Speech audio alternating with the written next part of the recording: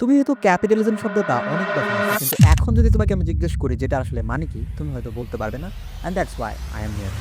Hi, this is Jihad and this is the day one of series Let's Get Know, where I am going to discuss about subject like power, politics, money, growth, mindset, etc. তাহলে চলো বেশি দেরি না করে শুরু করা যাক আজকের ভিডিওর মূল আলোচনা। ক্যাপিটালিজম শব্দটা আসছে মূলত ক্যাপিটাল শব্দ থেকে।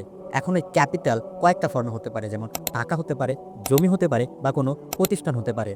এবং এই ক্যাপিটাল সবসময় ব্যক্তি মালিকাধীন থাকবে এবং এই ক্যাপিটালকে ইউজ করে ততক্ষণ পর্যন্ত পণ্য বা সার্ভিস উৎপাদন করা হবে যতক্ষণ পর্যন্ত সেই পণ্য বা সার্ভিস বাজারে বিক্রি করে লাভ আসছে।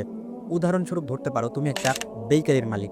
এখন তুমি বেকারিতে ততক্ষণ পর্যন্ত এই পণ্য উৎপাদন করবে যতক্ষণ পর্যন্ত সেই পণ্য বাজারে বিক্রি করলে তুমি লাভ করতে পারছো।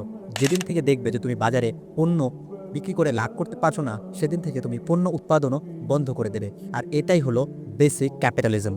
ভিডিও ভালো লাগলে এবং এই সিরিজের পরবর্তী ভিডিওগুলো পেতে চাইলে এখনই লাইক এবং ফলো দিয়ে পাশে থাকতে পারো। বেঁচে থাকলে দেখা হবে ইনশাল্লাহ পরের ভিডিওতে। ততক্ষণ পর্যন্ত আল্লাহ হাফেজ।